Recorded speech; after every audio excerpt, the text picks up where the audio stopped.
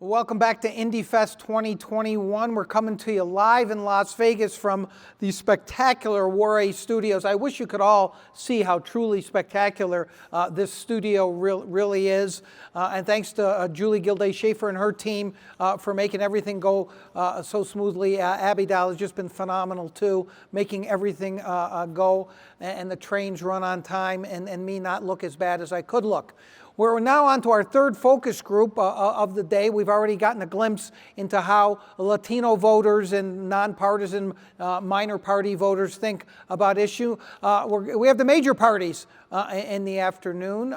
Major party people are people too, right? They're people too. And we're starting with a group of Democratic voters, and we're going to get started right away. Welcome to all of you. Thank you for coming for this conversation. Let's just start off. Let people know what your name is, how long you've lived in Nevada, and what you do for a living. And we'll start down here. My name is Dana Hansen. I've lived in Nevada the better part of about 42 years, and I'm an executive assistant with the Clark County School District. Okay. My name is Michael Yulin, and I've been a Las Vegas resident for 43 years. Oh, beat me. Yes, I'm currently a stay-at-home parent. Okay. My name is Laura Young. I'm a 2-year resident. I'm new here. I am a disabled retired veteran. My name is Howard Freeman. I have been in Nevada for just under 20 years, and I'm a school teacher. I teach art. All right, I'm Heather Seltzer. I have been in Nevada since 2004, and I am the clergy assistant and program coordinator down at Congregation Ner Tamid in Henderson. Great. I've been to many political events at Congregation Ner Tamid, moderated a few there in the old days. So you're all Democrats. Let's talk about being a Democrat today and what it means. And just talk about, anyone can go first who wants to go first. Why did you become a Democrat? Why are you still a Democrat? Well, I'm typically a liberal type person. I grew up in a liberal family. I believe in liberal policies. So it fits right into democratic tendencies and policies. So. Okay. Who else? I grew up in a very Democratic family back east, and just kind of that's always been my mindset, more on the liberal side of things, and it's just how I've stuck.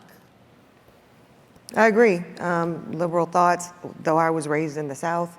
My father had a military background, so very wide open perspectives that I think the Democratic Party follows. You lost your Southern accent over the years? A little. A little bit? Go ahead. Very similar situation. Grew up in Colorado with very open family. We were allowed to think how we wanted to think. There was nothing predetermined or anything like that. So I just continued that on through adulthood and still have those same beliefs. Yeah. For myself, growing up here in Las Vegas, it's been very open and not so conservative living here. So, and the California influence really put a lot of influence on me. So. Those are all good answers. Do you all still believe that the Democratic Party, whether it's in the state of Nevada or Washington, D.C., still represents the values that you're espousing here? Do they still? Have they lost their way? Are they still committed? What's your general feeling? Jump in, anybody. I still agree with that, yeah. They do? Mm-hmm. You still believe in them? Yes. They're doing a good job? I wouldn't say doing a great job, but they're working. So it's going in the right direction, I feel.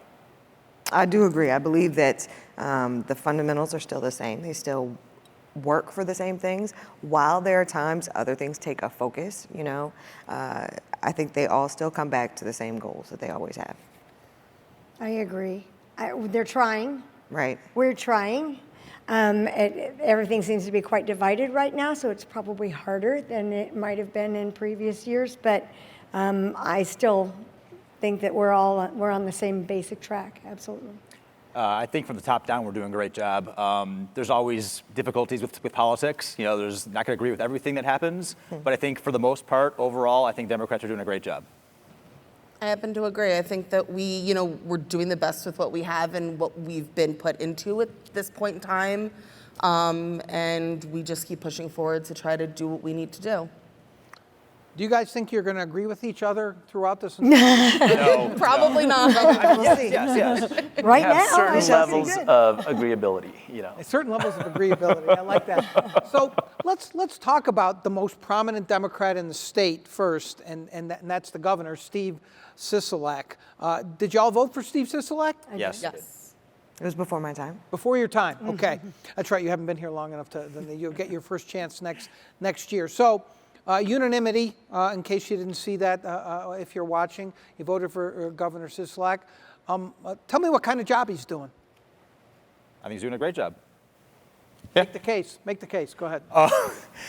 Especially with the COVID policies, he's been really on top of that. He's got some scrutiny, of course, but because both sides are going to have different views about certain political figures, and they're polarizing, yes, but I think he's doing a great job with COVID especially.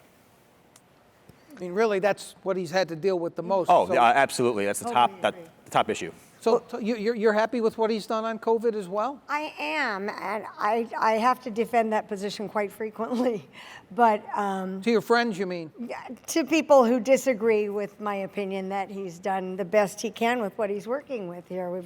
These are uncharted territories right now that we're living in, and I think he's done the best he thinks he can, and I think he can for Nevada, trying to keep us open and keep us earning money and afloat, and yet still keep people healthy. What do your friends say about that you have to defend? What do they say about him? You think Well, it's not right? If they're not Democrats, they disagree wholeheartedly as far as with the potential mandates that are out there, with the potential mandate vaccinations, and it's masks. But they have a different mindset and a different set of opinions.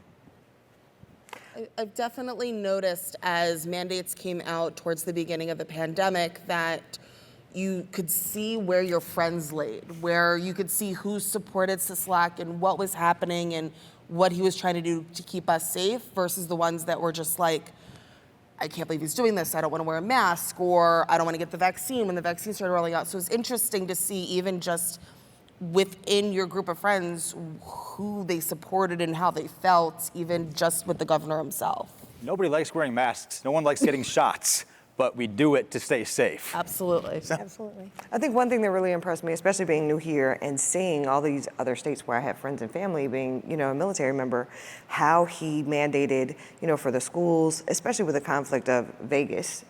For me, that was a big thing living here, but taking in, okay, we don't want to lose the income, for all these people, but at the same time, we've got to be safe.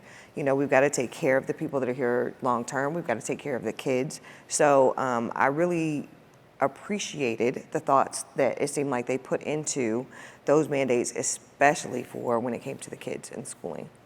Yeah, I agree. I think that the governor's been a very strong leader. I just think he needs to stay strong, if not stronger, be more aggressive at times. He's going to have lots of criticism, obviously, but it's a long fight, and it's showing that it's a long fight. So as long as he stays in there and hangs in there and does what he needs to do, then I think we'll be all okay in the end.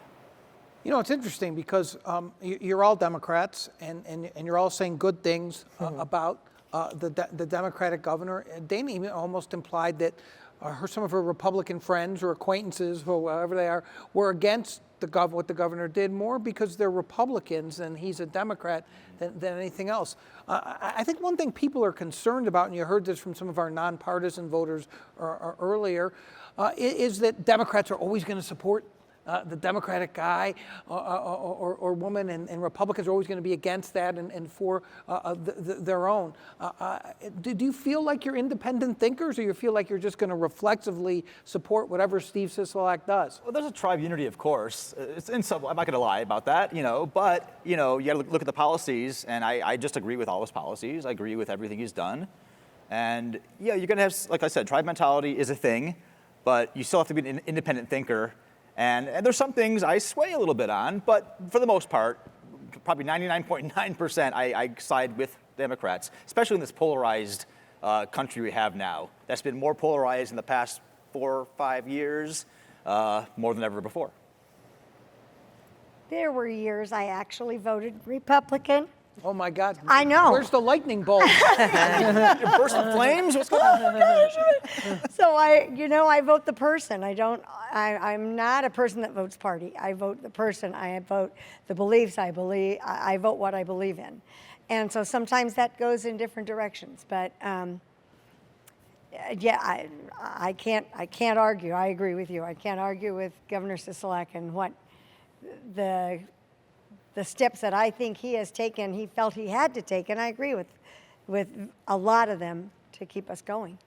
Be honest, the way that Dana just bared her soul here in front of millions. I know, yeah. Millions. Raise your hand if you've ever voted for a Republican. Oh, yeah. Okay, we have one. Oh, boy. No, it's only one. Won't do it. So we have 2 of 5 here. But don't you think that's a problem to some extent? I mean, tribalism, as you described it, Howard. I mean, really, voting for the best person. You know how many times I've heard that in the nearly 40 years I've covered politics. That's not a good thing either, right? We want to think of people being thoughtful and not just deciding who to vote for based on what the letter is after their name on the ballot. What do you think? I agree. If you don't, that's one of the downsides of people being allowed to vote and not doing their research and just going into something wholeheartedly. You have people that see, a person, but instead of looking at their qualities, what they voted on, where they stand, they're just voting for the person or the name associated with it, wherein a lot of times comes with a party. So I think any time that you can't sway your beliefs, that's an issue. I think if there are moderate Republicans, I would consider that. But these days, there are barely any moderate Republicans. And it's hard because then you're like pigeonholed into the whole tribalism, term. And it's fine, put me in there. I'm happy to be there. I'll keep my shoes off and put my feet up. But but I mean, if there's someone like John McCain or like someone from the years ago before the polarized last 4 or 5 years, like I said before, it seems I think that's a thing of the past. Like it's kind of like an extinct type of politician these days. What do you think? I definitely think that, I have to say this past election was the first election where I really spent time looking at each individual candidate. I knew who I definitely was not voting for, but I definitely did do my research, and had it not been the issue that we were dealing with this past presidential election, I don't know if I would have voted on my same party Democratic lines. I think I would have definitely explored other candidates. What was the issue you're referring to? Trump. That's what I thought. It's a big issue. Obviously, I think it's pretty obvious that none of you would have voted for Trump, and we'll get to the president in a moment. But can any of you name, even though you haven't voted for, I'll start over here since none of you has ever voted for a Republican. Can you name a Republican elected official you respect? The sounds of silence. He mentioned John McCain. He mentioned John McCain, of course. Yeah, I'm talking about current. I'm not talking about Abraham Lincoln. I'm not. So tell him. Can you name? Go ahead. So this is before my time voting. I admit when 9/11 happened, I was in driver's ed. But I remember Bush reacting to the situation when it happened so well that I definitely respect how he was and what he did in the days that followed. It was, such a horrific thing that happened, and I lived on the East Coast, so I was so close to it that I was able to see what happened and a little bit more in the middle of it. So I have to say, outside of party lines, I definitely respected him for what happened at that point in time. I'm racking my brain. I can't think of anybody. Really? Yeah. Howard, you are a member of the tribe. There's no doubt about that. You're racking your brain? Can I say a thing a Republican did that I respected? Sure. Trump, when he was president, I actually respected the way that he kind of drew the line in the sand when it came to North Korea, for example, where he said, you know what, put up or shut up. You guys have been saying this for a long time. What you gonna do? As you were saying, when Bush came to the response, I kind of respected that this is who we are. Take us down if you don't like it. So even though I really don't like the man, I did respect that action, those actions in that time. I can't think of anyone. I mean, I'm sure not all of them are bad. I mean, as a Sure. person, there's probably nice Republicans, but right now it's so polarizing between the parties that I can't picture anyone really closer towards the middle than they're very strictly conservative, only because of all of the things that have happened in the last 4 years. I respect Ms. Cheney. I think Liz Cheney, Yes, Congresswoman. absolutely. She is. Oh, see, look. Oh. Shall we talk later, folks? She's willing to stand up for her own beliefs and her own feelings, and much to the chagrin of her party and some of her colleagues. But she's also not giving up some of the things that I disagree with. But she's willing to at least come to the table, I think, about some other things. So I do respect her. I also have some respect for Mitt Romney. I think he's another one that is standing up more for his beliefs rather than just straight down party lines. How many of you up here would call yourselves progressive as opposed to moderate? So you're a progressive, meaning you're a liberal. Is that what it means to you? Yeah. I'm progressive. I would say I would be. You're progressive? Definitely. Progressive? Leaning towards Yeah, liberal, in that way. progressive way. Yeah. It's interesting when you say leaning towards. You consider yourself maybe more moderate? Is that what you're saying I'm a on little certain bit things? closer to the middle than to the extreme left. Yeah, because I mean, there's got to be a balance, and I don't like to be too hard leaning one way. I assume, and you correct me if I'm wrong, that all of you voted for Joe Biden. Mm-hmm. So, how's he doing?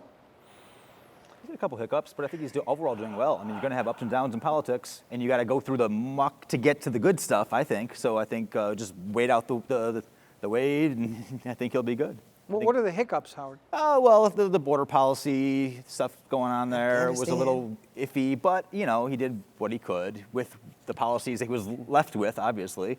And a couple other things, but overall, I think he's really trying his best with what he has. We've been saying that, and it's the truth. I mean, he's doing well with what he has. I think he's working through it. I mean, Afghanistan was huge. The withdrawal, that was ridiculous. When you say ridiculous, you think the way he handled it was ridiculous? I don't think anybody could have anticipated what was going to happen. Exactly. I think the plan that they had in place, because being a veteran, I know how much intel and how much, goes into those plans. So I don't think they could have anticipated what happened. I think that he's working through those things, and I think he's being judged very harshly because of Trump's presidency. So now everybody's really watching to see what his actions are and how it's going to heal the nation. Well, judged very harshly. I just want to make sure I understand what you're saying here. Being compared to Trump, or because he's inherited Trump's policies? Which one? Definitely because he's inherited Trump's policies. They want to see how he reacts to them, how he handles all of those things. And I guess just in a general consensus, people, are looking for him to be a savior in comparison to Trump. And so that's almost setting him up for a fall in a lot of cases. What do you think? I think that he is doing the best that he can with the world that we're in. I mean, he's coming off of Trump's policies. He's coming in right as the vaccines launched, and we're right in the middle of COVID. And it's a rough way to start a presidency and be able to prove that you can do everything that you promised. It's a tough time right now. Yeah, I totally agree. And he's dealing with issues that I don't remember former presidents who might have come in and upended and had a one-termer. That previous president, for example, I refer to him as Daddy Bush, the trash talking the current president constantly and causing all sorts of issues and people to double guess their thinking as well. And he's inherited a bit of a nightmare, and we're all, I think he's holding his own. He's keeping his head above water, in my opinion. We're all still here, and I think he's doing a great job with what he's got to deal with. There's no excuses. I mean, he's got a job to do. He needs to do it. And he has a lot of challenges. And there's a lot of outside noise that's distracting from focus. But he has a team. As long as his team is on top of it, then I'm sure they can help him make the right decisions. He's made a few decisions I'm not, or I've seen a few things that have transpired that I'm not happy seeing, like the Afghanistan withdrawal. That should have been, I mean, he was set up for that. I mean, the Trump administration was the one who announced the withdrawal of the troops. And it's his job to make sure it's done, even though he didn't make that decision to pull it out. But he still agreed, and his team should have done that properly. And it's just not really how I wanted to see things transpire.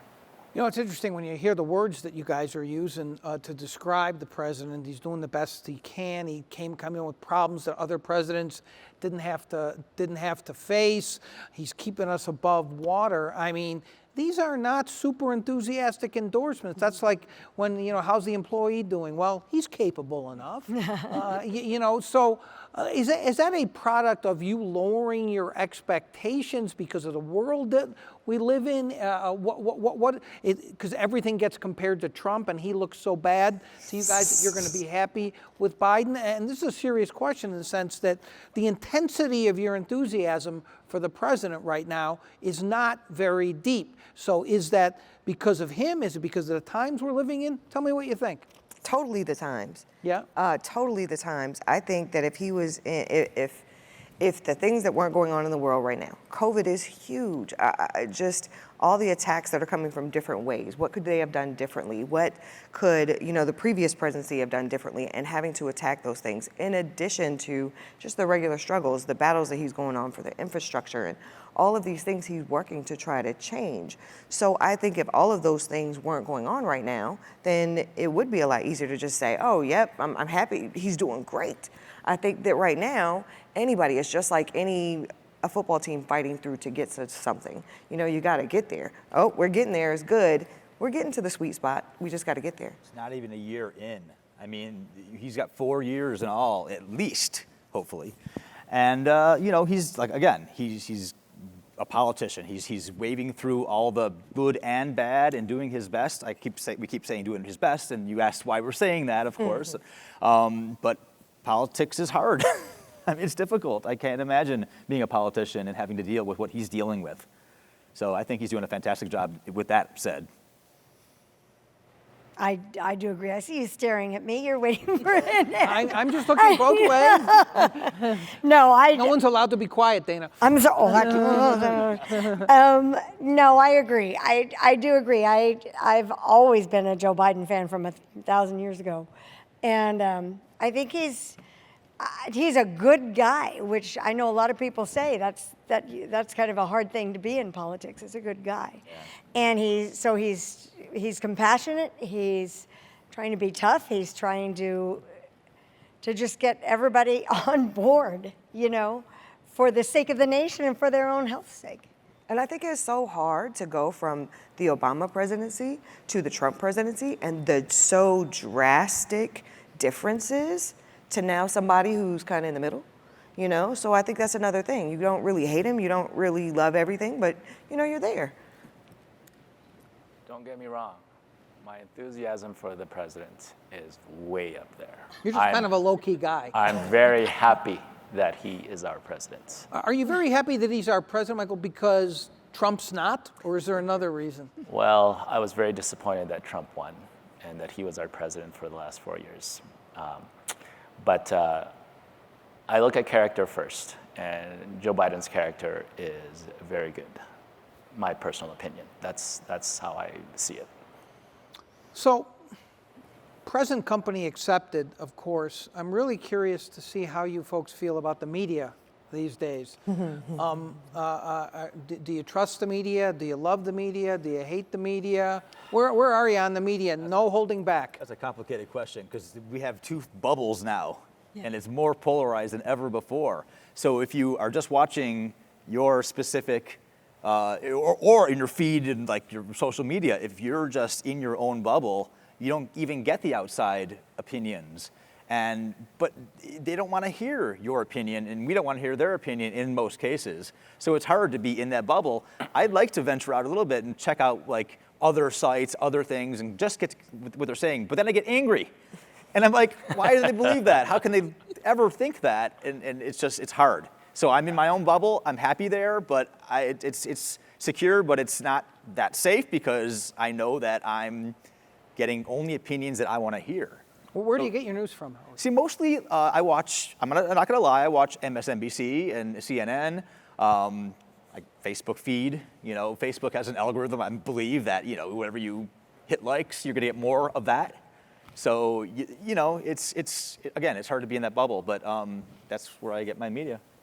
Well, you say it's hard to be in the bubble. Well, it's not hard, right? There's so many sources. It's comfortable. It's comfortable. It's very comfortable. But again, it's almost like an uneasy comfortableness because you're comfortable, but you know there's things going on outside. So it's not really a safe comfortable. I don't know how to describe it. I love the media. I love all the different resources that I can use to find information because there are so many places that you go to find information, and they're all leaning towards whatever direction they, you know, favor. So I love being able to go and research. I don't even have just one place I go look. I just, you know, go look, and if something catches me, and then when I hear about something going on, then I do my research into that specific thing. So I love the media. I like hearing that, by the way. Do you trust some more than others? No, I think I weigh things. I think I weigh the information that I find and kind of put it all into a bucket. So no, I don't think so. What about you? So I definitely, being a millennial and a working mom, my ability to sit down and watch the news is non-existent. My ability to even peruse where I would normally do like an MSNBC isn't there. So most of my news comes from social media, or honestly, I get a call from my parents and say, hey, you see what happened? And I'm like, nope, definitely missed that one today. But it's interesting on social media because of the variety of people that I know and then what they share. I have my bubble of stuff that I follow and I see, but then I get the complete polar opposite of what I'm seeing in the other side's opinion from what they share. So while I tend to believe what's in my bubble, it's always interesting to see how the other side is looking at what's being presented, how the media is presenting it from a Fox News standpoint versus an MSNBC standpoint. And we all know that somewhere in the middle is the truth. We're definitely going to sway one way with our beliefs, and being Democrats, we're going to believe one thing, and these other people are going to sway a different way. So I definitely feel like we're going two different extremes when we look at the news, and there needs to be some sort of happy medium bubble in the center that we can get both sides. Here you go. Well, Heather, it's interesting you mentioned this, and I think this is something people in my business don't think about enough, is that you said you're a working mom. You're very busy. You have a life. You have to take care of your kid. You have to go to work. You have to pay a mortgage. You're not thinking about consuming media, especially about politics or government 24/7, the way that maybe a crazy person like I do, right? And so do you feel like you're getting enough information to make decisions? Nope, absolutely not. I mean, when there's elections, yes, I'll dive a little deeper because I want to go into the voting booth as informed as I can be. Am I as informed as I should be? Absolutely not. It's kind of scary, isn't it? It's very scary because I want the best possible country and world for my daughters as they grow up. And they've got years until they go out into the real world. They're 4 and 6, but the way everything's going now, I worry what their future is going to be and what politics is going to look like when they start voting in 12 to 14 years. You trust the media, Michael? I do. Not all sources, obviously. Where do you get yours from? NPR, CNN. I tried to listen to some Fox News just to see what is on the other side. It was very intolerable for me, so I turned it off. So I get enough from my parents. They're retirees, so they're very right-wing, and some of the things they repeat from what they watch on the channel just does not appeal to me. It's disagreeable, and I just So you can't even talk to them about it, basically? Well, one time it just brought up an argument, so yeah, I can't talk to them. I mean, I try, but it's hard. So, I mean, so we just accept it, and we just live as a family and try to get along otherwise. But yeah, I have strong beliefs, and my folks have strong beliefs, so that's how it is. Right. What about you? You a fan of the media? The media that I enjoy, absolutely, I'm a fan. I just everybody else here. Yeah, Fox irritates me. I love them. I watch them because they make such wonderful fun of them on Saturday Night Live. I feel like I have to pay attention sometimes. But then I head back to my Lester Holt, and you know, I'm happy with the people that agree with my thinking. I enjoy that more. So I'm happy with the people who agree with my thinking. I mean, you understand how revealing that is. And It is Howard very. made a similar point about being in the bubble, and it's warm and comfortable in that bubble. Why are you afraid to venture outside the bubble? Oh, I wish I were more afraid to venture farther outside the bubble. I venture quite a bit. We have family just like you, you know, we could, you know, not be further polar opposites. And it does make for some very exciting and interesting conversations. And that's one of the reasons, too. We'll get into those conversations is because, okay, convince me why I shouldn't feel the way I feel. You tell me why. And they never are able to convince me, but I can see their standpoint more when we talk about it and discuss it more. And so I wish like I said, sometimes I kind of wish I'd stay more in my bubble and just be quiet and happily watch Lester. But no, I think it's important to get into the middle if you possibly can, so you can see more what's out there and hopefully understand people's beliefs a little more, being a little more accepting, maybe. What does it mean to be a Democrat today? Give me 2 or 3 words. What does it mean to be a Democrat? Go ahead, Heather. Standing up for what you believe, fighting honestly for the freedom of choice on many different levels, and being able to be your true self. You don't think that, just 1 second, Howard, you don't think, Heather, that Republicans stand up for what they believe? I think they stand up for what they believe, but there's a reason there's Democrats and Republicans. Our beliefs are very different than what their beliefs are with what we're standing up for. So you said 2 words. 2 or 3 words? Compassion and honesty. There's so much disinformation out there, especially about the vaccine. I don't know why people are protesting the cure. It makes no sense to me at all. Honesty and integrity, everything aligns with that. I think that's what a Democratic voter means to me. Integrity and caring. Hope, help, and compassion. Yeah. I like all of theirs. They stole mine. Forward thinking. I don't know, excited, anticipating the future too. I think.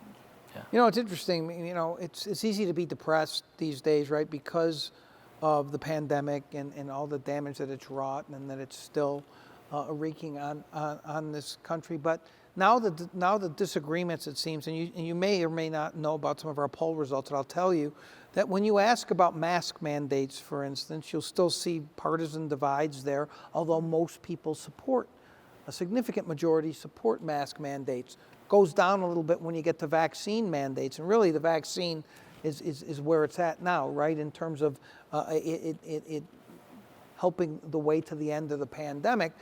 The percentages are not as high, but there is a majority supporting vaccine mandates. But here's where you see the real split, I think, in the parties. Even though Republicans, some of them, will acknowledge how important the vaccine is, they say you can't mandate it.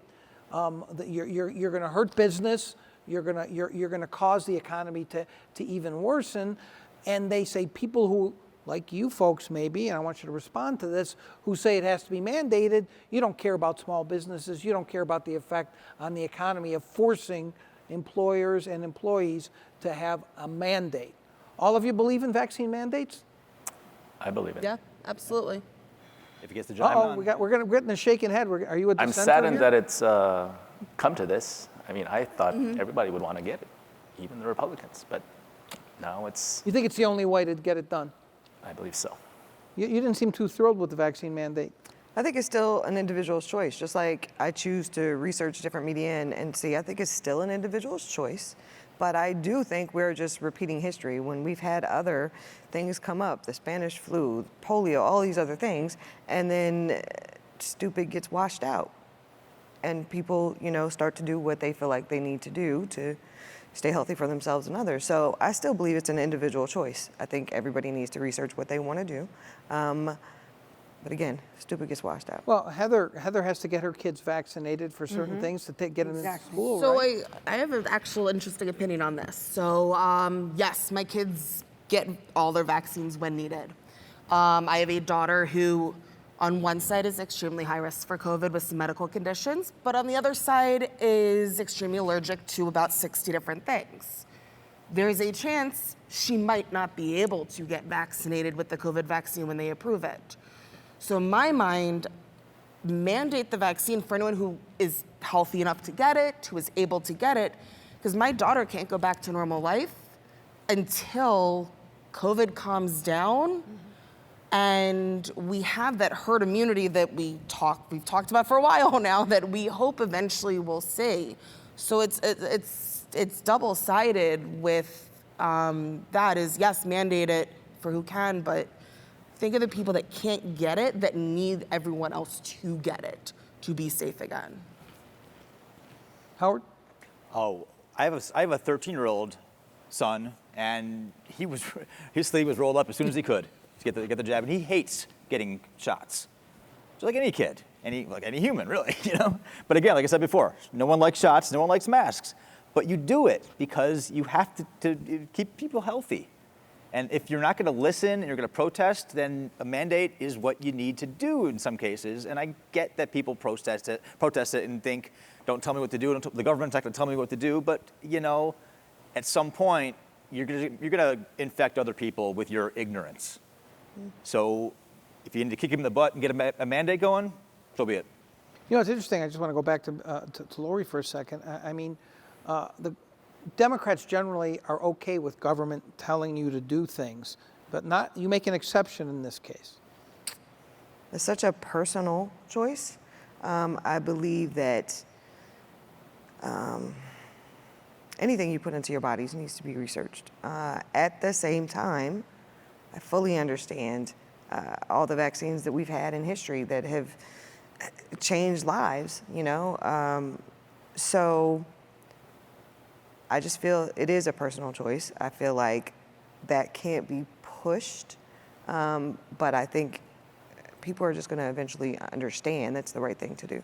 It's interesting, the point that Lori makes. You guys can jump in on this. Lines being crossed. There's certain, this pandemic has made people reassess how they feel about certain things that the government tells you to do, asks you to do. Some of them are somewhat extreme, right? The analogies that are being used, but others are saying, wait a second. As Lori, who's a good Democrat, never voted for a Republican, but that's a line she doesn't want to cross. Do you understand where she's coming from on that? I do. I'm torn on that as well. I have family members that have chosen to not get vaccinated yet, which is, that's scary to me.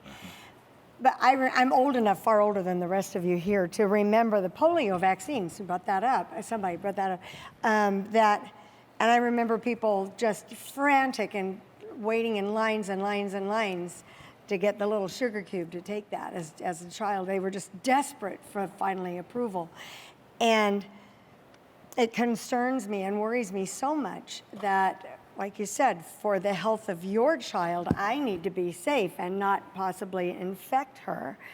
And people don't want to, some people are afraid to trust science maybe about the shot. It's like, I don't believe what's in it. There might be something in it. But yet, God forbid they get sick and go to the hospital, then I'm sure they're begging for any kind of experimental drug to get them safe. So,